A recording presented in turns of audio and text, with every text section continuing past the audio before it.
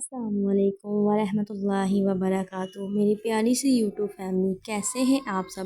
اعوذ باللہ من الشیطان الرجیم، بسم اللہ الرحمن الرحیم۔ آج ہم پڑھیں گے سورۃ البقرہ کی آیت نمبر 41، 42 اور 43 ترجمہ اور تفسیر کے ساتھ۔ اللہ ہمیں کیا فرما رہا ہے ہم پڑھیں گے۔ اگر آپ نے ابھی تک میرا چینل سبسکرائب نہیں کیا، جلدی سے چینل سبسکرائب کریں، ویڈیو کو لائک کریں، شیئر کریں اور کمنٹ کریں۔ چلیں ہم اپنا سبق پڑھنا سٹارٹ کرتے ہیں۔ سورۃ بقرہ آیت نمبر 41۔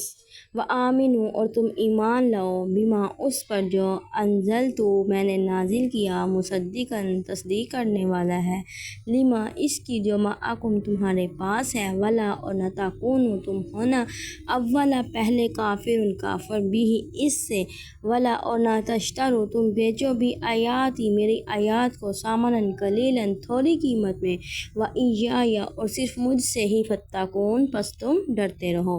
آیت نمبر 41 اور بقرہ میں اللہ تعالیٰ فرما رہے ہیں، اور اس قرآن پر ایمان لاؤ جو میں نے تمہاری کتابوں توراۃ اور انجیل کی تصدیق میں نازل فرمایا ہے، اور تم اس سے سب سے پہلے منکر نہ بنو، اور میری آیات کو تھوڑی قیمت پر فروخت نہ کرو، اور صرف مجھ سے ہی ڈرو۔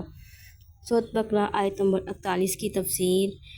قرآن پر ایمان لانے کی دعوت۔ اے اہل قرآن، قرآن پر ایمان لے آؤ، جو رحمت عالم صلی اللہ علیہ وسلم پر اترا ہے، جو مومنین کو جنت کی بشارت دینے، کفار کو دوزخ سے ڈرانے والا اور روشن چراغ ہے۔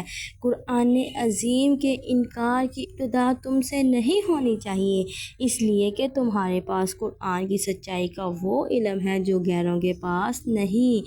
قرآن کریم سابقہ آسمانی کتب کی تصدیق کرتا ہے۔ قرآن عظیم اللہ تعالیٰ کا وہ سچا کلام ہے جو پہلی کتب کی تصدیق کرتا ہے، چونکہ توراۃ، زبور، انجیل میں آپ صلی اللہ علیہ وسلم کی بشارتیں موجود ہیں، لہٰذا آپ صلی اللہ علیہ وسلم کا مبعوث ہونا توراۃ، زبور، انجیل کی سچائی کی دلیل ہے۔ تعلیم دین پر اجرت۔ میری آیات بیچ کر دنیا نہ کماؤ کا مطلب ہے کہ قرآن پر ایمان لانے اور رسول کی تصدیق کرنے کے بدلہ دنیا کی عارضی چیزیں اختیار نہ کرو، یہ چیزیں آخرت کے مقابلے میں تھوڑی سی اور جلد ختم ہو جانے والی ہیں۔ رسول اللہ صلی اللہ علیہ وسلم نے فرمایا، جس علم سے اللہ کی رضا تلاش کی جاتی ہے، اس کو اگر کسی نے دنیا کمانے کے لیے سیکھا تو قیامت کے دن اسے جنت کی خوشبو تک نصیب نہ ہوگی۔ علم دین سکھانے کی اجرت بلا تعین لینا جائز ہے، علاوہ ازیں علماء دین کو بیت المال میں سے بھی لینا جائز ہے تاکہ ان کی ضروریات پوری ہو سکیں۔ اگر بیت المال سے بھی کچھ نہ ملے اور تعلیم و تدریس کی وجہ سے کوئی دوسرا پیشہ بھی نہ ہو تو اجرت مقرر کر لینا بھی جائز ہے، جیسا کہ سانپ کے ڈسے ہوئے کا واقعہ آیا ہے۔ اس وقت رسول اللہ صلی اللہ علیہ وسلم نے فرمایا، جن جن چیزوں پر تم اجرت لے سکتے ہو، ان سب سے زیادہ حق کتاب اللہ کا ہے۔ نیز آپ صلی اللہ علیہ وسلم نے ایک صحابی رضی اللہ تعالیٰ عنہ کو اس کی بیوی کے حق مہر کے عوض قرآن کی صورتیں یاد کرا دینے کا حکم دیا تھا۔ تقویٰ یہ ہے کہ اللہ کی اطاعت والے اعمال، اللہ کی رحمت کے امیدوار بن کر کرتے رہو، اللہ تعالیٰ کے عذاب سے ڈر کر گناہ کے کام چھوڑ دو۔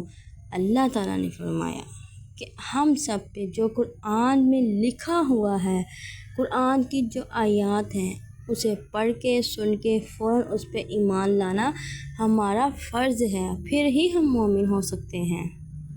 اگلی آیت نمبر 42 سورۃ بقرہ۔ ولا، اور نہ تلبسوا، تم خلط ملط کرو، الحق کا، حق کو، بالباطل، باطل کے ساتھ، وتکتموا، اور تم چھپاؤ، الحق کا، حق کو، وانتم، اس حال میں کہ تم تعلمون، تم جانتے ہو، اور حق کو باطل سے نہ ملاؤ اور نہ ہی جانتے ہوئے حق کو چھپاؤ۔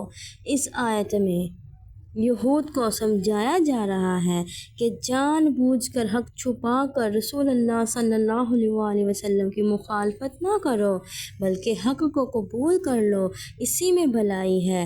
یہود کی ایک شرمناک عادت، یہود کی ایک بری عادت یہ بھی تھی کہ جان بوجھ کر حق کو چھپا کر باطل کا غلبہ دیکھنا چاہتے تھے۔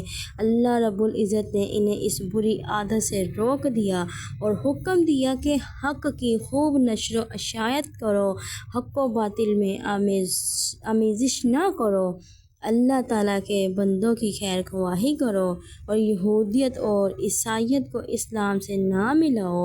تمہیں خوب معلوم ہے کہ اللہ کا دین اسلام ہے اور اب یہودیت یا عیسائیت ناقابل قبول ہے۔ قرآن کے آ جانے کے بعد نہ یہودیت قبول ہوگی اور نہ ہی عیسائیت قبول ہوگی، کیونکہ وہ کتابیں منسوخ ہو چکی ہیں، وہ اپنی اصلی حالت میں نہیں رہیں۔ اب ناسخ قرآن آ چکا ہے، اب قرآن پہ عمل کرنا ہے اور قرآن کے مطابق ہی زندگی گزارنی ہے۔ ہر نبی نے یہی پیغام دیا تھا کہ جو آخری نبی آئے گا محمد رسول اللہ صلی اللہ علیہ وسلم، پھر سب کو اسی پہ ایمان لانا ہوگا، وہی کامیاب ہوگا جو اس رسول پہ ایمان لائے گا۔ جو اس پہ ایمان نہیں لائے گا وہ کامیاب نہیں ہوگا۔ نجات صرف رسول اللہ صلی اللہ علیہ وسلم کے قرآن۔ اگلی آیت نمبر 43 سورۃ بقرہ، وَأَقِیمُوا الصَّلَاةَ، اور تم قائم کرو نماز کو، وَآتُوا الزَّکَاةَ، اور تم ادا کرو زکوٰۃ کو، وَارْکَعُوا، اور تم رکوع کرو، مع الراکعین، رکوع کرنے والوں کے ساتھ، اور نماز قائم کرو اور زکوٰۃ ادا کرو اور رکوع کرنے والوں کے ساتھ رکوع کرو۔ رسول اکرم صلی اللہ علیہ وسلم کے ساتھ نماز پڑھو، زکوٰۃ ادا کرو، امت محمدیہ میں شامل ہو کر انہی میں رہو، انہی میں سے ہو جاؤ۔ الغرض بہترین اعمال میں مومنین کے ساتھ رہو۔ وجوب جماعت، اس آیت سے اکثر علماء جماعت کے وجوب کا استدلال بھی کیا ہے۔ اس کے علاوہ بے شمار صحیح احادیث میں جماعت کے وجوب کا ذکر ہے، یعنی جماعت میں شریک ہونا ہر مسلمان کے لیے ضروری ہے۔ لیکن آج کا مسلمان نماز کو بھول چکا ہے۔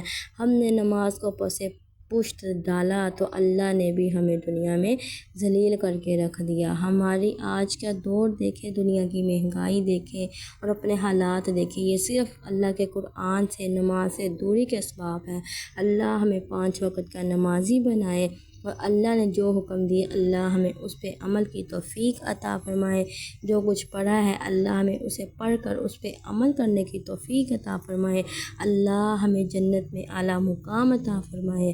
اللہ ہمیں جہنم اور قبر کے عذاب سے محفوظ فرمائے۔